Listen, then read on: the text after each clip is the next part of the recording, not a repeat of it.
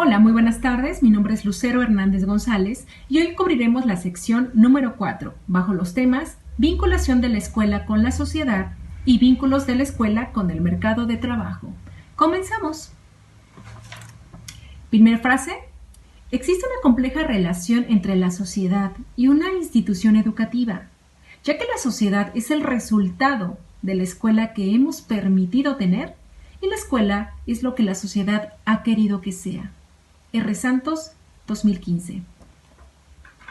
Y es precisamente R. Santos en el artículo denominado Escuela de la Organización Industrial quien nos ayuda a entender los conceptos implicados.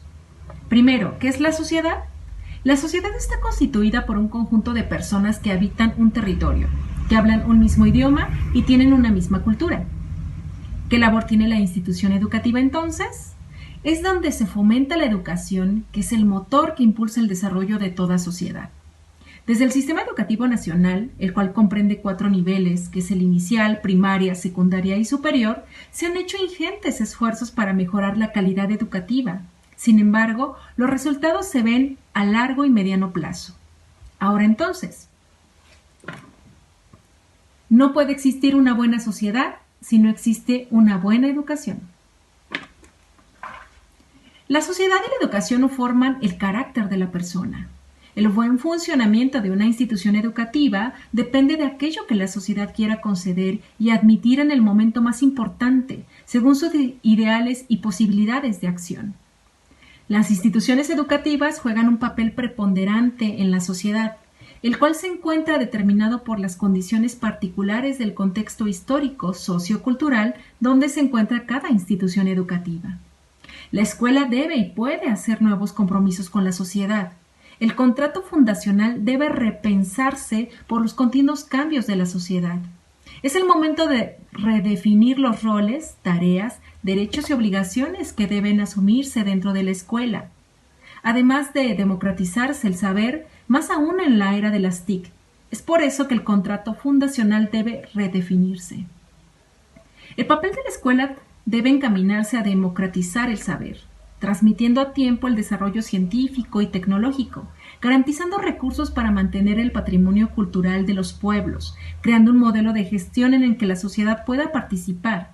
Por tanto, se debe fomentar la participación activa de la sociedad al proceso educativo, formando comunidades de aprendizaje, acercando a la familia a la escuela, incrementando el sentido de pertenencia al centro educativo.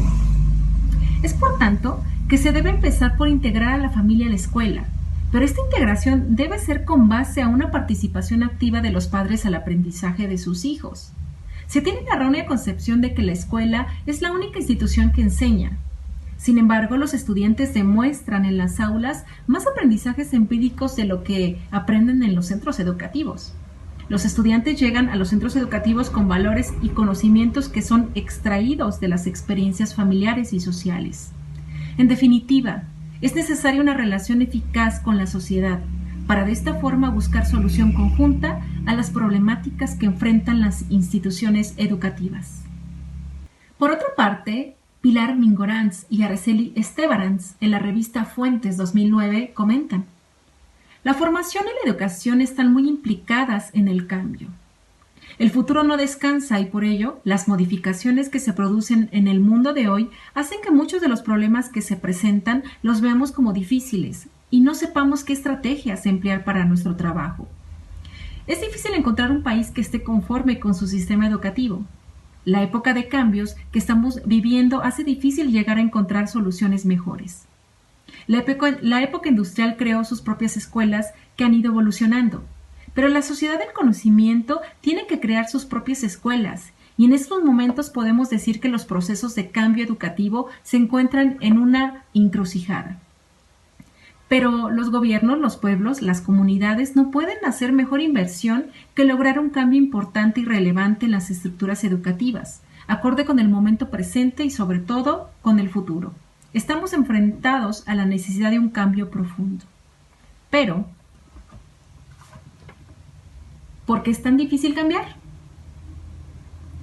Lo primero, porque las personas son reacias a modificar sus hábitos. Lo que funcionó en el pasado es suficientemente bueno y nos ha dado resultados, Y por ello los profesores seguirán haciendo lo que siempre han hecho y de no ser por una amenaza muy directa, existen actitudes resistentes al cambio. Hay un equivocado foco en la práctica que consiste en la reiterada incapacidad para ejecutar planes y adaptarse a las condiciones cambiantes del contexto educativo social. Sin embargo, el conocimiento que obedece a una autoridad es más fácil de organizar y a menudo más eficaz a corto plazo. Este es el caso de las reformas educativas, ya que los políticos necesitan cambios inmediatos. Pero aún en este caso, el esfuerzo del cambio solo es eficaz mientras alguien lo esté empujando. Recuerden, el éxito depende del esfuerzo continuo, del entusiasmo de las ideas y de las iniciativas de las personas que las han de llevar a la práctica, de muchas personas coordinadas. Por eso la investigación educativa empezó situándose en la comunidad de aprendizaje escolar y se fue ampliando para integrar a diversos miembros de la sociedad. Pero si algo tenemos claro es que para tener éxito se necesita ofrecer repetidas oportunidades de acciones concretas que los individuos puedan diseñar e iniciar e implementar ellos mismos. Primero a pequeña escala y luego con un gran número de personas y actividades cada vez mayor. Las necesidades del aprendiz son lo más importante, pero este sujeto se encuentra inmerso en la sociedad y sus necesidades derivan de ella, pues en ella debe insertarse. Por eso los profesores deberían desarrollar una diversidad más versátil y adaptable de destrezas y competencias, así como el dominio de las técnicas y las herramientas de la tecnología para emplearlas de forma interactiva. Nota importante, pongamos mucha atención al texto. Una comunidad de aprendizaje es una ciudad, un pueblo o una región que trasciende de su obligación legal de proporcionar educación y formación a quienes la necesiten, y en su lugar crea un entorno humano vibrante, participativo, culturalmente consciente y económicamente boyante, mediante la oferta, la justificación y la promoción activa de oportunidades para aprender y para mejorar el potencial de sus ciudadanos. Moviliza todos los recursos de todos los sectores para desarrollar y enriquecer todo su potencial humano, para estimular el crecimiento personal, el mantenimiento de la cohesión social y la creación de la prosperidad. Longworth, 2003, página 156. Recuerden, lo importante no es empezar, sino continuar. Pero, ¿cómo afecta la educación la sociedad en que vivimos? Mariano Fernández Enguita, catedrático de Sociología de la Universidad Complutense Madrid, en entrevista por Fundación Santillana, septiembre de 2019, nos lo aclara. Veamos el siguiente video. Corre video entonces. Muchas gracias, Mariano, por aceptar nuestra invitación a conversar sobre educación en general. Es un placer, espero. Sí, yo también espero que sea, estoy seguro que va a serlo. Vamos a hablar de qué hay que enseñar, o mejor dicho, de qué tenemos que aprender para vivir, ¿no?, de una manera lo más completa e integral posible y digna en la sociedad actual, en el mundo actual, pero también en el mundo que nos espera en las próximas décadas. Y claro, cuando uno se pregunta ¿no?, qué hay que aprender y por tanto qué hay que enseñar y en última instancia por qué este empeño que tenemos las sociedades occidentales en que nuestros hijos vayan a la escuela durante unos años de manera obligada y estos esfuerzos que hacemos, lo primero que tenemos que tener al menos es una visión de ese mundo en el que estamos, de esa sociedad en la que para la que tenemos que educarnos, entendido de dos maneras, yo creo, ¿no? Porque de alguna manera hay que adaptarse, esa idea de la escuela que te permite adaptarte a la vida de una sociedad, pero también porque siempre hemos querido, ¿no?, al menos que la escuela también nos capacitase no solo para adaptarnos, sino también lo que nos guste o las condiciones que tengamos cada uno en esa sociedad en la que estamos.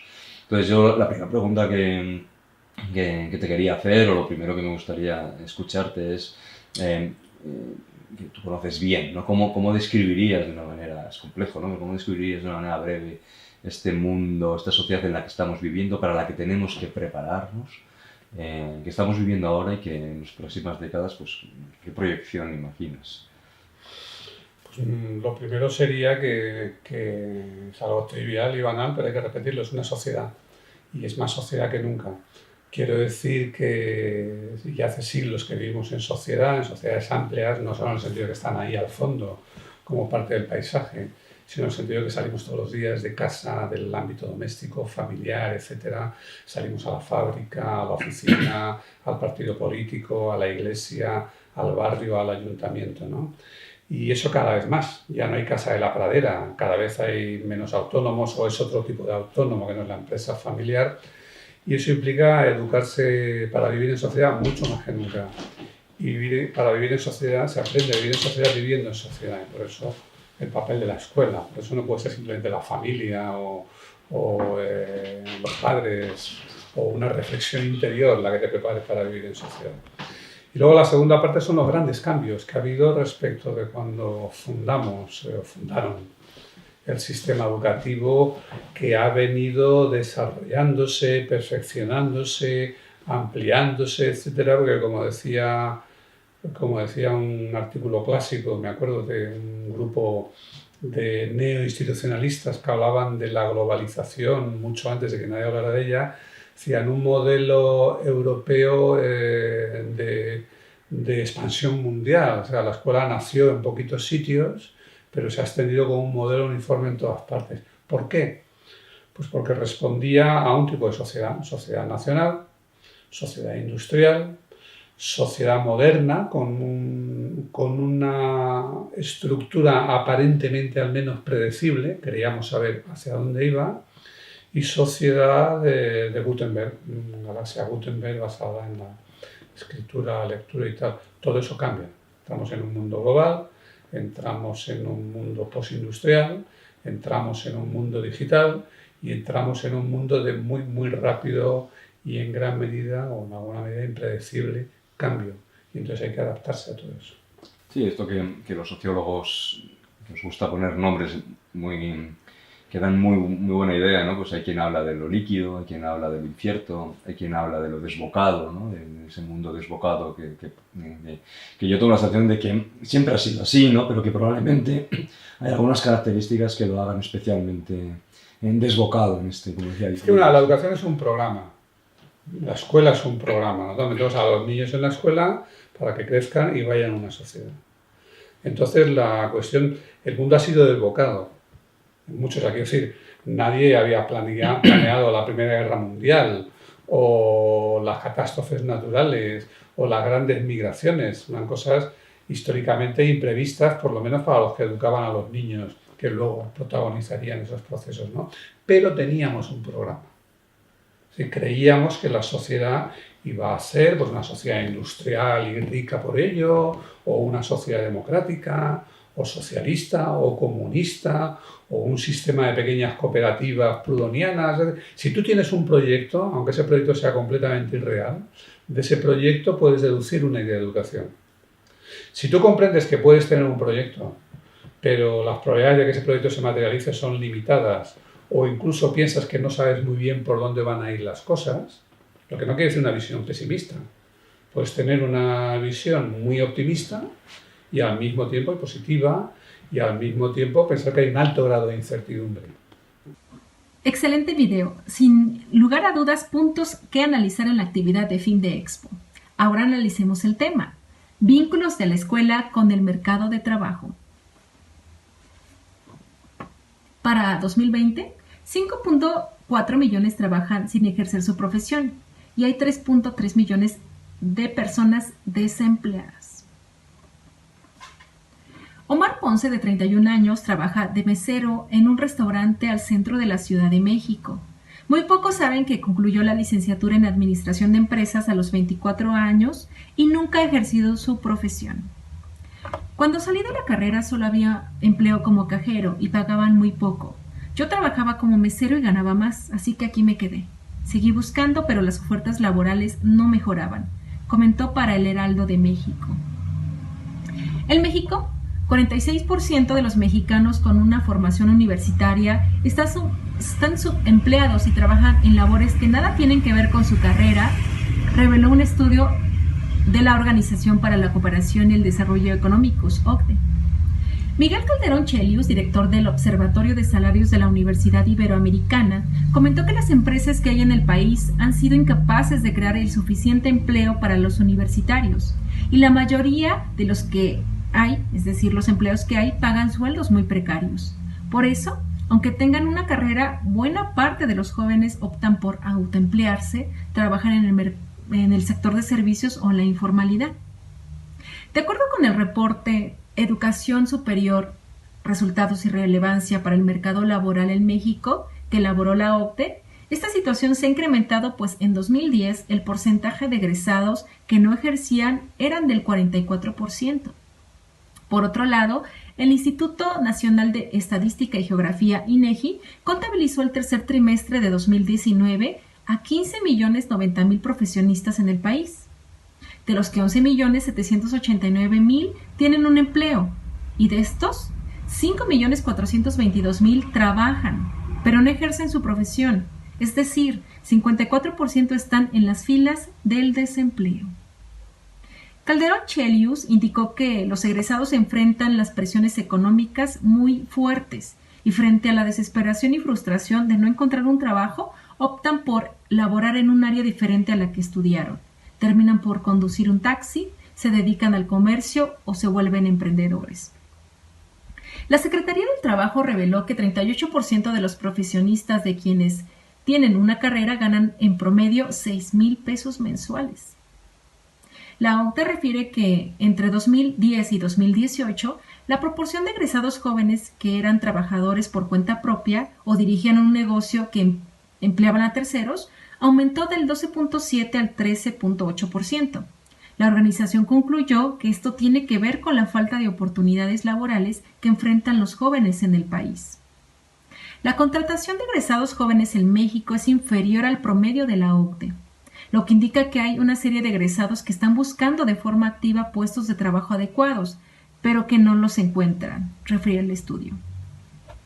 En el ámbito internacional, los procesos de vinculación y pertenencia social entre la universidad y mercado laboral no han sido muy halagüeños en las últimas décadas, principalmente en aquellos países que, debido a sus deficiencias estructurales, siguen centrando su política educativa en solo elevar la matrícula y la eficiencia terminal. En el caso de México, a los problemas que de manera recurrente presenta el sistema educativo de nivel superior, es decir, deserción escolar, reprobación, baja eficiencia terminal, bajo rendimiento académico, cambios de carrera, entre otros, se suman una deficiente calidad académica, desequilibrios en la composición de la matrícula por áreas del conocimiento y una excesiva concentración de la matrícula en pocas carreras con destinos laborales saturados, exacerbados todos ellos por la creciente demanda escolar de los últimos años. En este sentido, Nodorovsky 2002 comenta que el propósito del trabajo es explotar 3 aspectos básicos del proceso de vinculación y pertenencia social del sector educativo en México. El primero, el papel estratégico que desempeñan las instituciones educativas de nivel superior. Número 2, la capacidad de estos centros para formar profesionistas con las competencias y conocimientos requeridos por el mercado laboral. Y la evolución que presenta la estructura del mercado laboral y su relación con la composición de la matrícula a nivel superior en los últimos años. Lo anterior va en el afán de incitar a la reflexión en torno a 3 frentes sustanciales de la política educativa de un país: el Estado, el mercado y la escuela. Referentes básicos en el intenso debate internacional que se ha delineado al rumbo de la política educativa en los últimos 10 años. Los centros universitarios, inmersos en un contexto social donde persisten las bajas tasas de empleo, pocas vacantes, sueldos escasamente competitivos y una sobreoferta de profesionistas que terminan por subemplearse en actividades que poco o nada tienen que ver con su formación profesional, pretenden reforzar en los programas que conforman su oferta educativa la formación de cualidades y competencias profesionales que reclama el mercado de trabajo, principalmente el privado. No obstante, los empleadores tienden a valorar como deficiente la formación del profesionista universitario, es decir, a considerar que el perfil de egreso de los estudiantes universitarios carece de conocimientos y las capacidades ligadas al aprendizaje de habilidades, razonamiento y solución de problemas que sus empresas requieren. Una posible solución a las cifras de desocupación juvenil en México podría ser fortalecer el vínculo entre el sistema educativo y el mercado laboral, para que el primero dote a los alumnos de las habilidades socioemocionales que el empleador valora y por las cuales suele descartar a un egresado, recomendó Mercedes de la Maza, directora ejecutiva de la Fundación Manpower México. Ella menciona que en México la tasa de desocupación entre los jóvenes de 15 a 29 años de edad representa el 5.8%, de acuerdo con la Encuesta Nacional de Ocupación y Empleo, aunque la Organización Internacional del Trabajo, OIT, refiere una cifra cercana al 8%. Ante esta situación, la experta consideró que los jóvenes que no obtienen una oportunidad laboral por falta de experiencia o rezago educativo han entrado en la categoría de, ojo, población vulnerable y susceptible a ser aprovechada por el mercado informal. Finalicemos revisando la incongruencia entre la educación y el mercado laboral en México. Un día con Ángel Verdugo, entrevista por Excelsior TV 2014. Corre video. Bienvenidos una vez más a Un Día con Ángel aquí en Excelsior TV.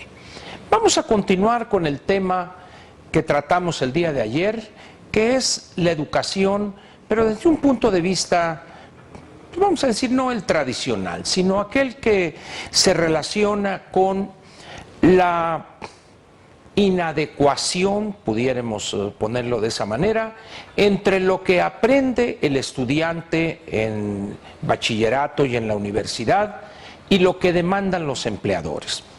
Por supuesto, esto no tiene que ver con una posición que adoptó recientemente el rector de la Universidad Nacional Autónoma de México en una conferencia que impartió en Guatemala, de que el mercado no debe de ser el que determine los contenidos, porque las universidades deben de preparar personas, etcétera, etcétera, etcétera. No confundamos, como diría el clásico, el amor con las ganas de ir al baño. Lo que estamos aquí tratando de plantear es la eficiencia en el uso de los recursos, primero, y segundo, en la falta de respuesta de lo que enseñan los enseñadores, valga la redundancia y la horrible palabra esta de los enseñadores, contra lo que demandan los empleadores, valga también lo horrible de la palabra, o dicho de otra manera, que esto molesta a muchos por la expresión, lo que demanda el mercado laboral. No se trata pues aquí de cambiar esto de contenidos, no. Se trata de que, por ejemplo, una familia de obreros, de campesinos, o una familia de clase media o clase media baja, e incluso clase media alta, no importa su nivel económico, cuando hacen un esfuerzo o deciden enviar a sus hijos para que estudien el bachillerato y la universidad, y en algunos casos sufragan en una institución privada lo que la colegiatura les significa, o en el caso de universidades públicas que prácticamente son gratuitas, aun cuando no todas lo son, es decir, hay casos en algunos estados de la República donde las universidades públicas exigen una cuota, no tan alta como las más conocidas escuelas superiores privadas, pero sí una cuota que de alguna manera se cumple aquel viejo refrán que dice lo que no cuesta no le damos importancia, o alguna cuestión así. El caso de la Universidad Nacional Autónoma de México, bueno, pues es realmente una burla, 20 y tantos centavos de colegiatura por semestre o de año, alguna cosa así. Pero bueno, ese es un problema en esta última universidad.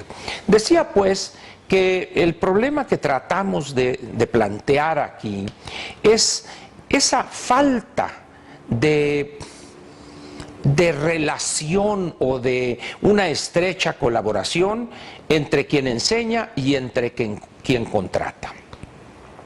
Ayer dimos algunos documentos elaborados por el CIDAC, Centro de Investigación para el Desarrollo. Incluso le comentamos a usted la conveniencia de ver esos documentos, de los cuales el martes en mi colaboración en Excelsior, en la sección Dinero, ahí daré las ligas para que usted, si tiene interés, tiene hijos en el bachillerato, por ejemplo, puedan tener acceso a esos documentos. Son documentos de libre acceso. También, bueno, ahí hay dos, y uno de ellos tiene que ver con un conjunto de preguntas muy sencillas para buscar seleccionar la universidad que se adecue de mejor manera a lo que el joven quiere estudiar, o también qué es lo que se adecua a lo que, vamos a decir, para lo que él considera que está calificado o son sus intenciones. Hoy le voy a hablar de un estudio que además es un estudio hecho hace unos 2 o 3 años de la consultoría internacional McKinsey, que es muy conocida en el mundo de la consultoría financiera, y cuyo título tiene que ver con esto que hemos platicado. El título, cuya liga también se la voy a proporcionar el martes, dice: de la educación al empleo, diseñando un sistema que funcione. Lo que pasa es que eso de diseñando, pues, es el uso de los gerundios en inglés. Quizá en español se escucharía, se oiría un poco mejor diciendo cómo diseñar un sistema que funcione, de la educación al empleo, que trata básicamente de esto que comentamos ayer y lo que hoy comento. Y hay un cuadro muy interesante en este trabajo de McKinsey que confirma además los hallazgos de esta encuesta que realizó el CIDAC, que tiene que ver con las vacantes que se presentan en el mercado laboral, sobre todo lo que se llama el nivel de entrada, es decir, el primer trabajo de un joven recién graduado. Y dice este estudio, en la encuesta que se realizó en varios países, casi 30 países, donde el 40% de los empleadores de las empresas que contratan dicen que la falta de habilidades es la razón principal para que haya vacantes en el primer nivel de contratación. En el caso de México es del 40%, que es muy alto, pero hay otros países donde este porcentaje es mucho mayor. El 56% de las vacantes se da en Turquía, el 53% en la India, el 48% en Brasil y así sucesivamente. Estamos entonces aquí ante un problema que debemos plantearlo de una manera objetiva y despojándonos de estos vamos a decir, vicios ideológicos que tanto nos seducen en México. Cuando alguien plantea esto, incluso el artículo que escribió antier el doctor Carlos Elizondo en Excelsior, perdón, fue ayer, del cual también le daré la liga, donde habla de este problema que hay en la baja calidad de nuestra educación superior. Él lo expone ahí con una claridad meridiana, centrándose específicamente en el caso de nuestro país. ¿Cómo debemos ver esta situación donde las universidades en nuestro país, públicas y privadas, o sea, aquí no hay distingo, están graduando profesionistas que al llegar a contratarse o en la entrevista primera que realizan, se ven los empleadores a decirle no lo puedo contratar? Y muchas veces no es porque este muchacho, este joven profesionista, no tenga experiencia o sea, vamos a decir, su coeficiente intelectual sea bajo, para ponerlo de alguna manera, sino que muchas veces carece de lo más elemental. El estudio este de CIDAC detecta una serie de limitaciones y le voy a dar a usted una que inmediatamente la va a verificar o va a decir efectivamente eso sucede. Una de las características quizá más útiles para un recién graduado o que debería aprender o le deberían enseñar tanto en el bachillerato como en el nivel universitario, nivel superior, es cómo comunicarse. Comunicarse de manera clara, de manera sencilla, y cómo poner eso por escrito. De otra manera, él puede ser un genio, pero si no puede comunicar las soluciones que él diseña para tal o cual problema, no le va a servir a la empresa o no le va a servir a su empleador. De ahí que las habilidades para comunicarse sean fundamentales. Pero ¿qué es lo que tenemos nosotros hoy en nuestras universidades públicas y privadas? Tenemos profesionistas casi monolingües, casi hablan, casi escriben y casi leen el español. Yo he comentado en cierta forma un poco chusco mi comentario en el sentido de que nuestros recién graduados de universidades públicas y privadas con 2 palabras son capaces de escribir una novela de mayor longitud, más larga que Los Miserables de Víctor Hugo. Esas 2 palabras son cañón, güey. Le pregunte usted lo que le pregunte a un joven hoy, con cañón y güey le va a dar una descripción completa. Evidentemente eso ya en el mercado laboral no funciona. Sin embargo, no está en la currícula, tanto del bachillerato como de la universidad, unas materias o prácticas que lleven a nuestros estudiantes a poder expresarse clara y además correctamente.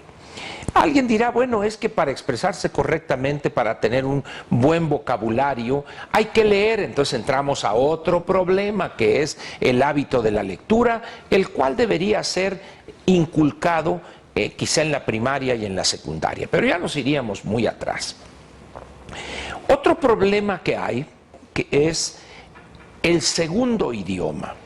Muchas empresas hoy en México, evidentemente no todas, pero un porcentaje razonable, tienen relaciones directas o indirectas con el exterior.